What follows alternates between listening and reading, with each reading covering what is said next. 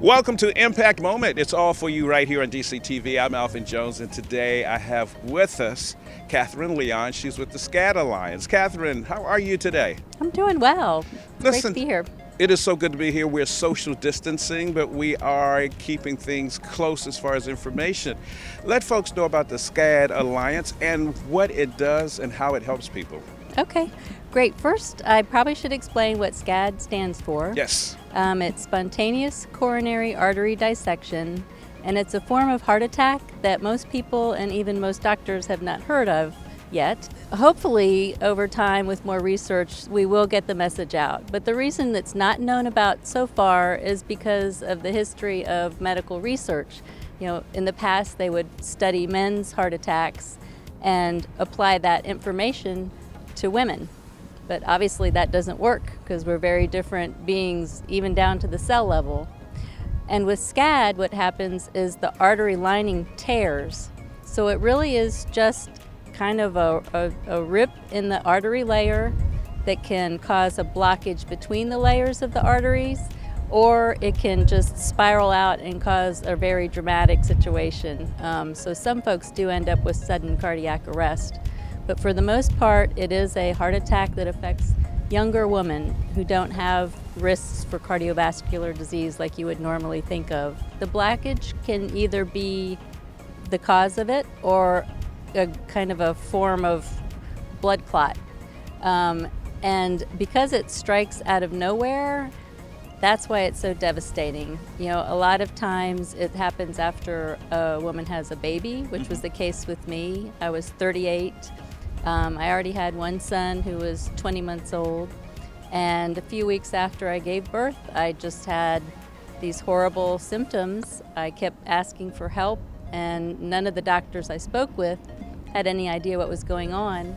And sure enough, I had a blockage, 90% blockage of my left main artery, and ended up having double bypass surgery. Wow.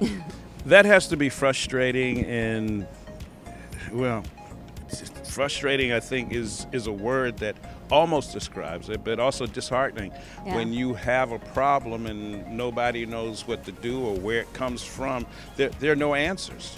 No, particularly at that time, there really was nothing. That became my mission to change that. I really felt like if we were studying every aspect of health in men, that it was about time we started studying this form of heart attack in women.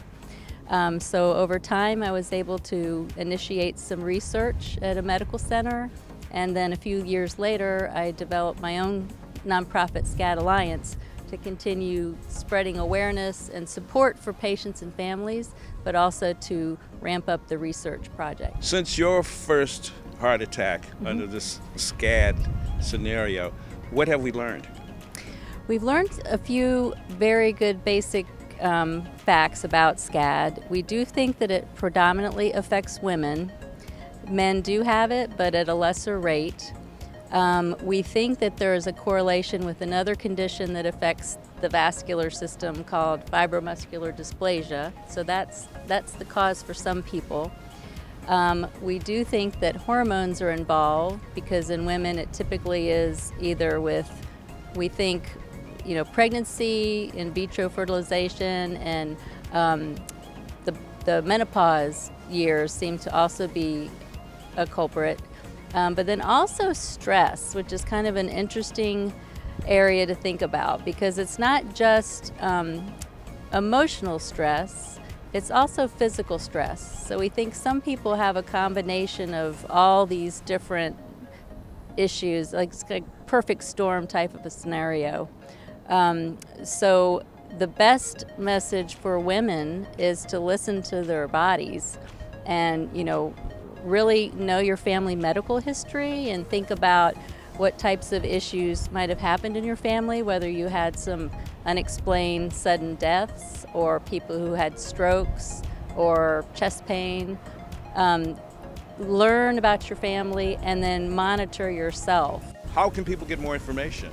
You can get more information by going to our website, SCAD Alliance. It's SCADALLIANCE.org. We also have a very active public Facebook page, which again is at SCAD Alliance, and also on Twitter. Not only will you find patient stories and the latest on the research, but you'll find information about our own effort, which is the SCAD registry. It's a multi-center registry that's independently collecting data.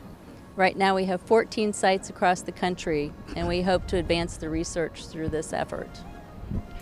So there you have it. More information could be found about the SCAD Alliance. All you have to do is go to their website.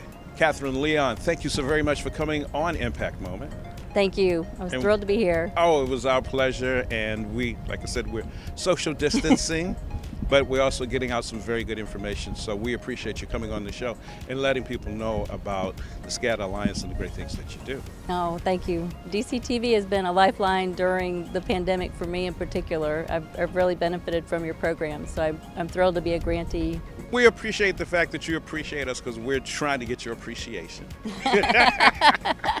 It's a win-win. It's a win-win. So once again, we appreciate the fact that you guys are watching. We appreciate the information that is brought on by people like Catherine and the other organizations that are part of Impact Moment. And for Impact Moment, right here on DCTV, I'm Alvin Jones, showing a lot of appreciation.